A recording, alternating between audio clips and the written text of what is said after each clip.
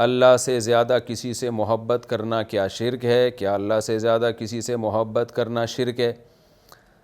دیکھیں، اللہ سے زیادہ محبت کی قسمیں ہوتی ہیں، پھر پتہ چلے گا کہ یہ شرک ہے یا نہیں۔ تو اگر وہ والی محبت جو معبود سے ہونی چاہیے، جو عبادت والی محبت ہے، عبادت والی محبت کیا ہوتی ہے؟ کسی کے دل میں ایسی تعظیم ہو کہ انسان یہ سمجھے کہ میرے نفع اور نقصان کا یہ مالک ہے۔ تو جو مختار کل ہوتا ہے نا، جس کو آپ پر پوری دسترس حاصل ہوتی ہے، جس کے آپ 100% غلام ہوتے ہیں، تو غلام کو ایسے آقا سے جو آپ کی مدد کرنے میں کسی سبب کا محتاج نہ ہو، ایسے آقا سے محبت، اس کو عبادت والی محبت کہا جاتا ہے۔ یہ صرف اللہ کے ساتھ ہی جائز ہے، اللہ کے سوا کسی سے زیادہ کرنا تو دور کی بات، تھوڑی بھی کر لی تو آپ کافر ہو جائیں گے، مشرک ہو جائیں گے۔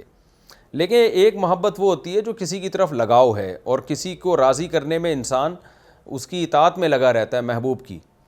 تو یہ محبت اگر مخلوق کی آپ کے دل میں اللہ سے زیادہ ہے، اور اس کی علامت یہ ہے کہ جہاں اللہ کی محبت اور مخلوق کی محبت ٹکرا رہی ہو، یعنی اللہ کا حکم اور مخلوق کا حکم آپس میں ٹکرا رہا ہو، تو آپ مخلوق کے حکم کو ترجیح دے دیتے ہو، تو یہ والی محبت کبیرہ گناہ تو ہے مگر شرک نہیں ہے، کیونکہ شرک کہتے ہیں اللہ کے ساتھ غیر کو عبادت میں شریک کرنا۔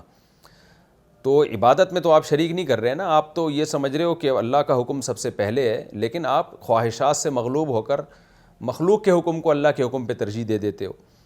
مثال کے طور پر آپ کی بیگم نے کہا کہ جی گھر میں ڈرامے لگائیں، فلمیں لگائیں۔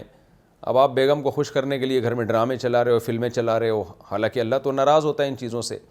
تو اس عمل سے انسان کافر نہیں ہو جائے گا، مشرک نہیں ہو جائے گا۔ یہ کہا جائے گا کہ بھائی اللہ کی محبت کو تمام محبتوں پہ غالب کرنا چاہیے تھا، لیکن یہ خواہشات کا غلام بنا ہوا ہے یہ بندہ، اور بیوی کو جو ہے اللہ پہ ترجیح دے رہا ہے، یا عورت اپنے شوہر کو اللہ پہ ترجیح دے رہی ہے احکام میں۔ تو یہ شرک نہیں ہے، بلکہ یہ کبیرہ گناہ ہے۔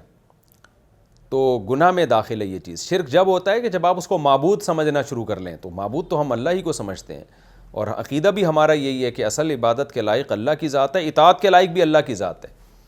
تو ایسے موقع پہ شرک نہیں ہوتا، لیکن کبیرہ گناہ کا ارتکاب ہوتا ہے۔ یہ مضمون اور بھی ڈیٹیل میں جانے کی ضرورت ہے اس میں کہ شرک کی ڈیفینیشن کیا ہے، اس پر میں کئی بار ریکارڈ کروا چکا ہوں، تو وہ آپ سن لیں۔ میرا جو تفسیر کے لیکچر ہے نا، جو مفتی طارق مسعود اسپیچز میرا دوسرا چینل ہے، اس پہ یہ تفسیر کے لیکچر جا رہے ہیں۔ ان لیکچروں میں سورہ فاتحہ کی تفسیر میں نے ایاک نعبد و ایاک نستعین اس آیت کی روشنی میں بہت ڈیٹیل سے بتایا کہ کون سی یعنی عبادت ہے جو شرک میں آ جاتی ہے اللہ کے علاوہ اگر کسی کے کی جائے، اور کون سی محبت ہے جس کو ہم شرک سے تعبیر کر سکتے ہیں۔